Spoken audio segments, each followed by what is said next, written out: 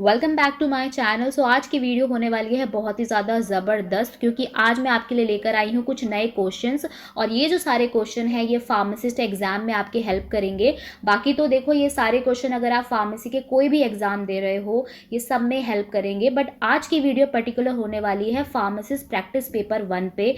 जो paper code है वो आपका है 001। ऐसे ही और पेपर आने वाले हैं प्रैक्टिस पेपर, तो आप लोग चैनल पर बने रहना और चैनल को ज़रूर सब्सक्राइब कर देना एंड बेल आइकन पे क्लिक करना मत भूलना। अगर आप बेल आइकन पे क्लिक नहीं करोगे तो आपको जो वीडियो की नोटिफिकेशन होती है वो नहीं मिल पाएगी। तो सबसे पहले हम देख लेते हैं question number 1। So question number 1 में पूछा गया है a diluent used in tablet formulation. तो आपको बताना है यहाँ पर जितने भी ऑप्शन दिए गए हैं इनमें से कौन सा डाइल्यूएंट है जो कि यूज्ड होता है टैबलेट फॉर्मुलेशन में। तो इसका राइट आंसर है D, all of the above. यहाँ पर जितने भी ऑप्शन देख रहे हो ये सारे ही डाइल्यूएंट है जिसे हम यूज करते हैं टैबलेट फॉर्मुलेशन में। तो सबसे पहले हम जान लेते हैं डाइल्यूएंट होता क्या है। तो डाइल्यूएंट क्या होता है, ये एक्ट करता है एज अ फिलर। जितने भी हमारी फार्मास्यूटिकल टैबलेट्स होती हैं उनके अंदर हम डाइल्यूएंट को यूज करते हैं, और उससे क्या होता है ये इंक्रीज कर देता है उसके वेट को, और उनकी जो कंटेंट की यूनिफॉर्मिटी होती है उसको भी ये इम्प्रूव कर देता है। वो जो पर्टिकुलर टैबलेट है उसकी यूनिफॉर्मिटी भी इतनी ज़्यादा इम्प्रूव हो जाती है, दैट्स वाई हम डाइल्यूएंट को ऐड करते हैं। अब मूव ऑन करते हैं अपने नेक्स्ट क्वेश्चन पे। सो क्वेश्चन नंबर 2 में पूछा गया है choose the diluents for a compressed tablet formulation. So इसका राइट आंसर है ए, जो लैक्टोज होता है उसको हम कंप्रेस टैबलेट फॉर्मुलेशन के अंदर यूज करते हैं। तो कंप्रेस टैबलेट क्या होती है सबसे पहले हम ये जान लेते हैं। जो कंप्रेस टैबलेट्स होती हैं ये कंसिस्ट करती है फार्मास्यूटिकल एक्टिव इंग्रेडिएंट्स को, जिसे हम एपीआई भी बोलते हैं। That is very important. जितने भी हमारी टैबलेट फॉर्मुलेशन होती है उसके अंदर फार्मास्यूटिकल इंग्रेडिएंट्स डाले जाते हैं जो कि ये एक्टिव फॉर्म में होते हैं। ओके, सो कंप्रेस टैबलेट में क्या हो गया, हमें ये सारी चीज़ों को मिक्स करना होता है अलोंग विद किसके साथ, फिलर्स डालने पड़ते हैं, बाइंडर्स डालने पड़ते हैं, डिसइंटीग्रेंट्स डालने पड़ते हैं, ग्लाइडेंट्स, कलरेंट, इन सबको मिला के हमारी एक टैबलेट बनती है। और पर्टिकुलरली जो हमारा कंप्रेस टैबलेट है उसके अंदर एपीआई प्लस एक्सिपियंट्स को मिलाया जाता है। ओके, तो इसका राइट आंसर है लैक्टोज को हम चूज करते हैं as a diluent for compress tablet formulation. Question number 3 में आपको बताना है जो कंपाउंड सोडियम क्लोराइड इंजेक्शन होता है इनमें से जितने भी आप ये ऑप्शन देख रहे हो वो किस में पाया जाता है और किसको कहा जाता है। सो इसका राइट आंसर है बी, रिंगर लैक्टेट सॉल्यूशन। तो जो रिंगर लैक्टेट सॉल्यूशन होता है आरएल, इसको हम सोडियम लैक्टेट सॉल्यूशन भी बोलते हैं और हार्टम सॉल्यूशन भी बोलते हैं। सो RLS, रिंगर लैक्टेट सॉल्यूशन, इसमें क्या होता है, मिक्सचर होता है सोडियम क्लोराइड का, सोडियम लैक्टेट का, पोटेशियम क्लोराइड का and calcium chloride in water का। क्वेश्चन नंबर 4 में पूछा गया है the most widely distributed element on the earth is. तो इसका आंसर आप लोगों को देना है। क्वेश्चन नंबर 4 का आंसर आपको देना है। इट इज़ वेरी इजी, तो आंसर आप लोग ज़रूर कमेंट बॉक्स में इसका मुझे ड्रॉप कर देना।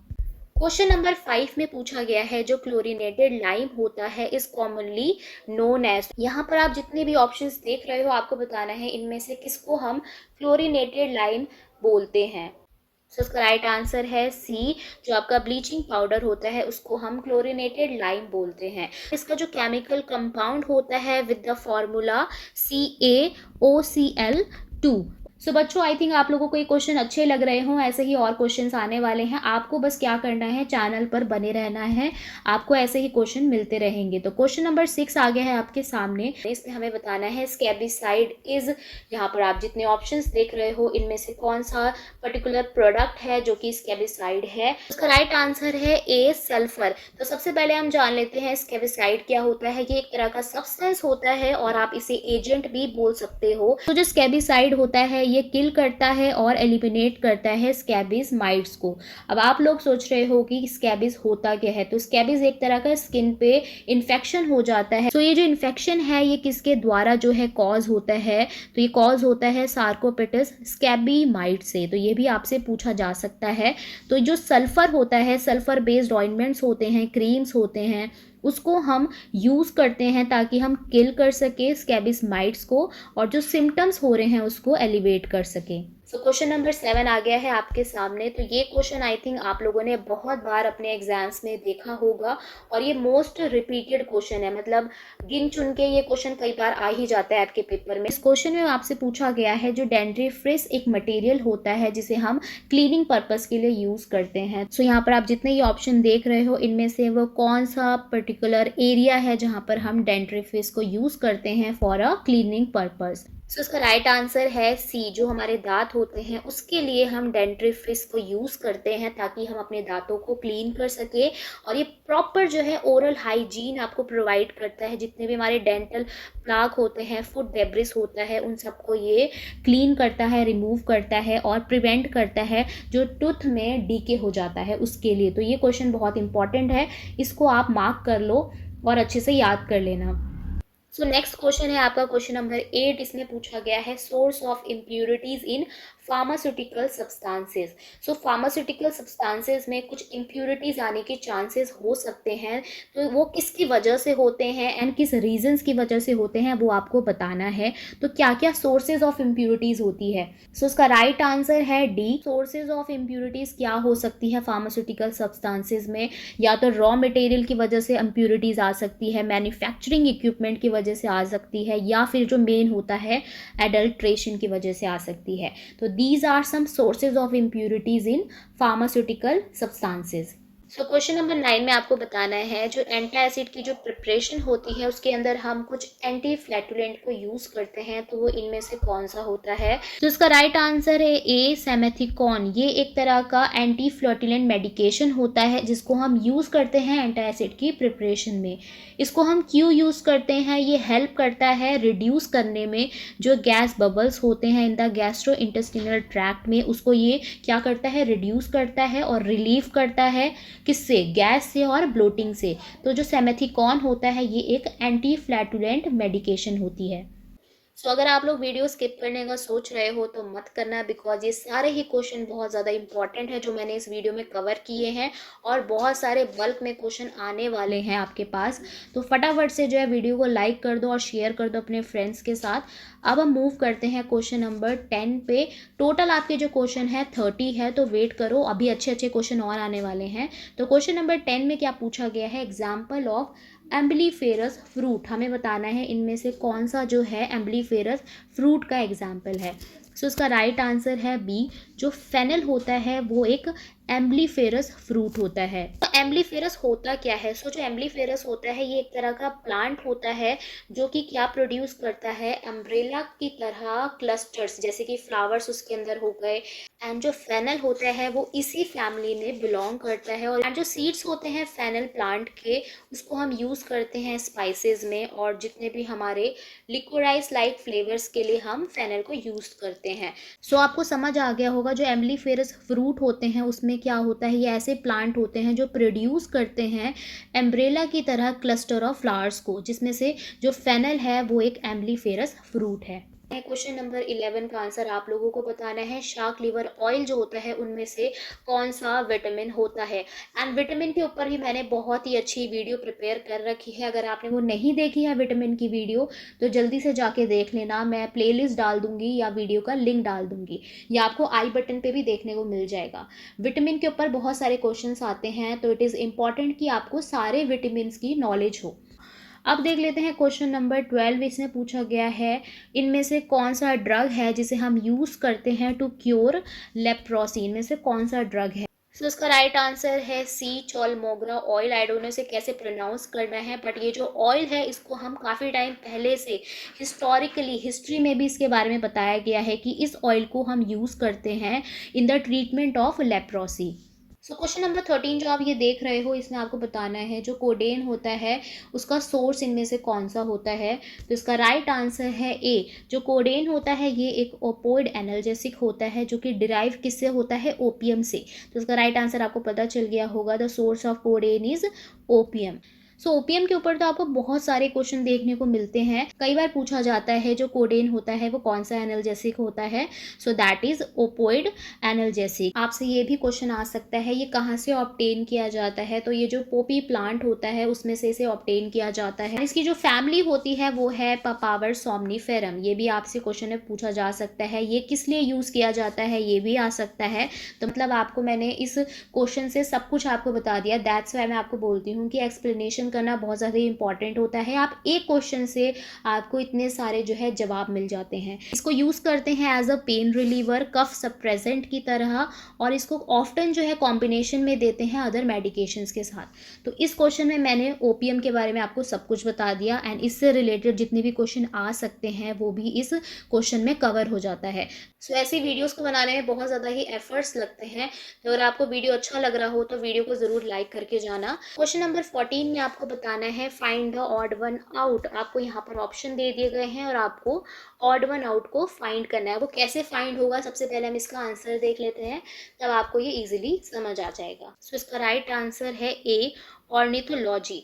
अब देख लेते हैं ये कैसे ऑड वन आउट है। तो सबसे पहले हम यहाँ पे लॉजिक देखते हैं कि क्या लगा है। तो जो ऑर्निथोलॉजी होता है that is related to the branch of zoology, मतलब इसमें हम स्टडी करते हैं ब्रांच ऑफ जूलॉजी की। बट जो बाकी सारे आप ऑप्शन देख रहे हो जैसे नेफ्रोलॉजी, ऑस्टियोलॉजी, ऑप्थेमोलॉजी, ये सारे क्या है, स्टडी है related to the body parts, इसलिए ये ऑड वन आउट है। ऐसे ही क्वेश्चन आपके जो है रीजनिंग में भी पूछे जाते हैं एंड यही सेम क्वेश्चन आपका जो है फार्मासिस्ट के एग्जाम में भी पूछा गया है। सो क्वेश्चन नंबर 15 में पूछा गया है cloves belong to the family. तो आपको बताना है जो क्लोव है वो इनमें से कौन सी फैमिली से बिलोंग करता है। सो इसका राइट आंसर है सी, जो क्लोव है वो बिलोंग करता है to the family Myrtaceae. Question number 16 में आपसे पूछा गया है सिनोनिम आपको बताना है हाइड्रस वूल फैट का। सो इसका राइट आंसर है ए, जो सिनोनिम होता है हाइड्रस वूल फैट का वो होता है लैनोलिन। सो क्वेश्चन नंबर 17 जो है आपका फार्माकोग्नोसी के जो केमिकल टेस्ट होते हैं उनमें से ये क्वेश्चन आया है। तो अगर आप लोगों को पर्टिकुलर फार्माकोग्नोसी के केमिकल टेस्ट चाहिए तो आप लोग ज़रूर कमेंट बॉक्स में बताना, तो उसकी मैं एक पर्टिकुलर वीडियो बना दूंगी ताकि आप लोगों को इजीली जो है सारे केमिकल टेस्ट आ जाएं, ताकि कोई भी ऐसा क्वेश्चन आएगा तो आपको इजीली उसका आंसर आ जाएगा। सो क्वेश्चन में आपको बताना था जो कैफीन है उसको आप कैसे आइडेंटिफाई कर सकते हो। तो उसका राइट आंसर है ए, म्यूरेक्साइड टेस्ट जो होता है उससे आप कैफीन को आइडेंटिफाई कर सकते हो एंड ये जो टेस्ट है ये डिटेक्ट कर सकता है कैफीन के प्रेजेंस को। सो क्वेश्चन नंबर जो 18 है ये बहुत ही ज़्यादा इंपॉर्टेंट है क्वेश्चन। अगर आपका जो पेपर है मॉडरेट टू हाई में आता है तो इस टाइप के क्वेश्चन आपको देखने को मिलेंगे आपके पेपर में। सो इस क्वेश्चन में आपको बताना है यहाँ पर जितने भी फार्माकोकाइनेटिक पैरामीटर्स दिए गए हैं इनमें से कौन सा जो है डिस्क्राइब नहीं करता किसको, प्लाज्मा लेवल टाइम कर्व को।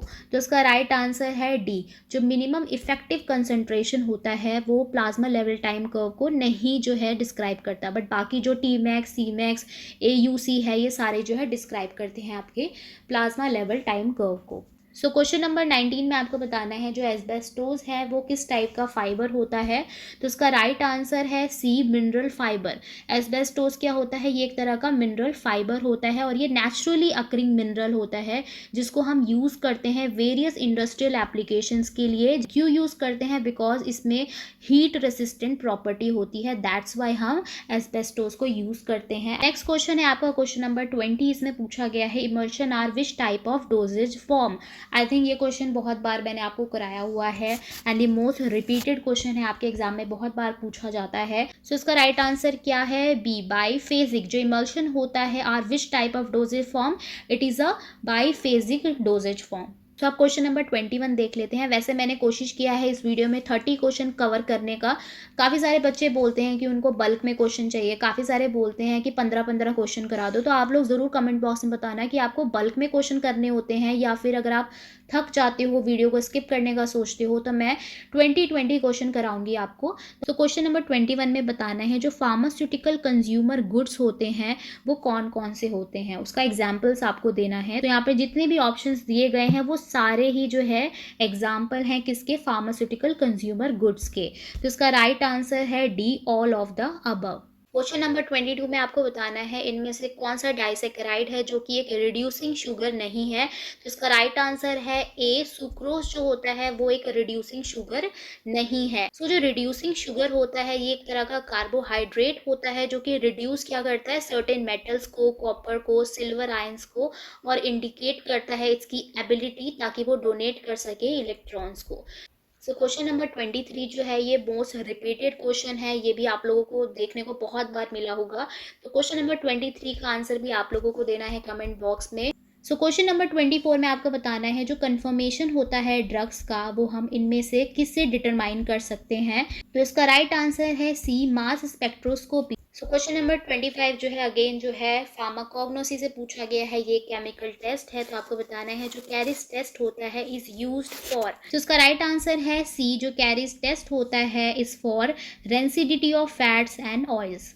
क्वेश्चन नंबर 26 में आपको बताना है इनमें से कौन सा जो है माइक्रोन्यूट्रिएंट नहीं है। तो उसका राइट आंसर है सी, मोलिब्डेनम। क्वेश्चन नंबर 27 में आपको बताना है जो क्विनीन एंड क्विनिडीन होता है इज डिफर इन। आप कैसे पता लगा सकते हो क्विनीन और क्विनिडीन में। तो उसका राइट आंसर है सी, आप इसे कैसे पता लगा सकते हो, इन द रोटेटिंग प्लेन जो होता है पोलराइज लाइट।